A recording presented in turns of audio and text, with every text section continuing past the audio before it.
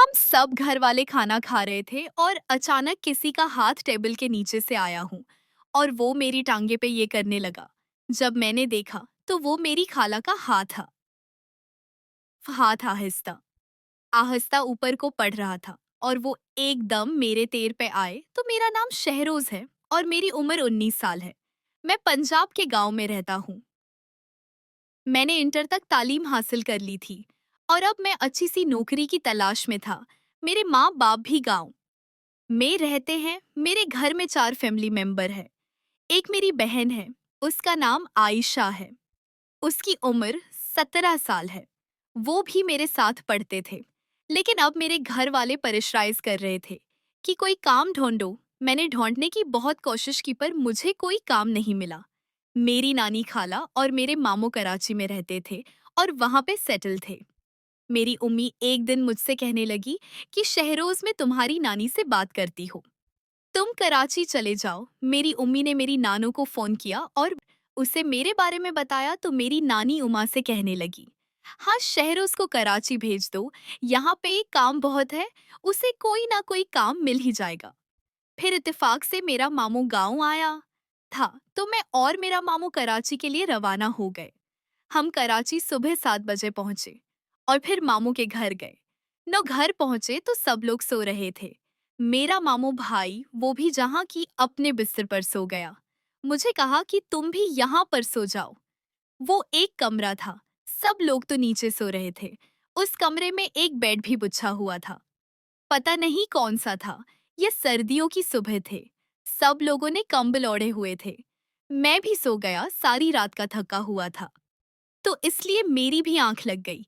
मेरी आंख खुली तो 12 बज चुके थे और घर वाले सब जागे हुए थे। मैंने देखा तो उन सब घर वालों में एक मेरी खाला थी, जिसे मैंने बचपन में देखा था। वो तो शादीशुदा थी लेकिन अब वो तलाक ले चुकी थी और मेरी नानों के घर रहते थी। और मेरी खाला के भी 2 बच्चे थे, एक बेटी थी और एक बेटा था। 19-20 साल की उम्र हो गई और उसकी बेटी 32 साल की थी। मैं उन दिनों बहुत छोटा था जब मैंने आखिरी दफा अपनी खाला को देखा था। क्योंकि उसकी शादी हो गई थी तो वो हमारे घर इतना आती जाती नहीं। थिप्स बातों ही बातों में अपनी अम्मा के मना से सुना था। वो अपनी बहन का जिक्र करती थी और मैंने ये भी सुना था कि मेरी खाला खालों में से बहुत खूबसूरत है। मेरी उस खाला का नाम जमीला था और उसकी उम्र भी 21 साल की हो गई। आज जब मैं भी जवान हो चुका था, मेरा खाला को देखने का नजरिया चेंज हो चुका था। मैंने जब अपनी खाला को देखा तो वो कमरे में आए उसी टाइम में उठा, मुझे कहने लगी, भांजे आगे कराची में कैसा लगा। मैंने अपनी खाला को देखा। मुझे तो यकीन ही नहीं आया कि ये मेरी खाला है, वो भी इतनी खूबसूरत गोरी चटियान। उनके बाल कमर तक आते थे और अपने बाल खोले हुए थे। मुझे तो उसे देखकर शर्मा रहे थे। उसने दोपट्टा भी नहीं लिया हुआ था। वो चलती तो ऐसा लगता था जैसे सब कुछ हो। मगर मैंने ये तो सुना था कि औरत पर असल हसन पे मर जाता है। लेकिन आज मैंने अपनी आंखों से देख लिया था। जब मैंने आखिरी दफा को देखा था, उन दिनों में बहुत छोटा था। ये कोई 12 साल पहले की बात है और मुझे मेरी खाला इतनी खास अच्छी नहीं लगी थी। लेकिन आज जब मैंने देखा तो यही तो परेशानी हो गया कि मेरी खाला इतनी खूबसूरत और मैं भी हैरान हो रहा था कि मेरी खाला की तलाक क्यों हुई। वो इतनी खूबसूरत है, आखिर उसे उसके शौहर ने क्यों छोड़ दिया था। उठाओ शर्मगाह में हाथ हो। या तो मेरी खाला की बेटी, जो कि मेरी कजिन थी, मेरे पास आई। मुझे कहने लगी, रोज भारी नाश्ता लगाती हैं, आप नाश्ते की टेबल पर आ जाएं। अब मैं तो गांव में रहता था। गांव में तो हम कहीं भी बैठ गया नाश्ता कर लेते थे। कभी चारपाई थे, भी कभी तो हैं जहां नाश्ता बन रहा होता था वहीं बैठ गए। लेकिन जब मैं कराची आया, यहाँ के रहन सहन देखा तो मैं तो खुद बड़ा हैरान हो रहा था। मेरे सभी नान वाले गोरे चट्टे साफ स्थिरे रहते थे वो बिल्कुल भी हमारे रिश्तेदार नहीं लगते थे। खैर पहले दिन मेरी सबने इबादत की और मुझे बहुत अच्छा मोड़ दिया। मेरी खाला का बेटा, जिसका नाम हमें था, वो फैक्ट्री में काम करता था। तो मेरी खाला और मेरी नानू हमीद को कहने लगे, अपने कजन के लिए भी शंपो चक्कर आना और उसको भी इस फैक्ट्री में लगवा दूं उसी तरह शाम हुई तो मेरी खाला और मेरी नानो और उसकी बेटी सब लोग बाहर बाजार जाने लगे। घर का राशन लेना था और कुछ फल वगैरह भी, तो मुझे कहा कि तुम भी चलोगे। मैं वैसे ही घर पे बैठ गया और होचका थामे भी उनके साथ चला गया। जब उनके साथ बाजार गया तो मैंने देखा जिस दुकान पर भी हम जाते थे, सामान लेने दुकानदार मेरी खाला को देखते हैं, उसकी नजर लग जाती थी और फरी होने की कोशिश करता था। मुझे ये चीज बिल्कुल भी अच्छी नहीं लग रहे थे, तो मेरी नानी भी उनसे फरी हो रही थी और वो मेरी खाला के हुस्न का भरपूर फायदा उठा रहे थे। हर दुकानदार से वो थोड़ा थोड़ा डिस्काउंट भी ले रहे थे और मैंने देखा सारे दुकानदार खुशी से, बल्कि कुछ तो ऐसे भी थे जो पैसे भी नहीं लेना चाहते थे, लेकिन मेरी नानो पैसे सबको दे रही थी। आज मैं पहली दफा कराची के बाजार गया तो मुझे घूम के बहुत मजा आया और हमने खूब खाया।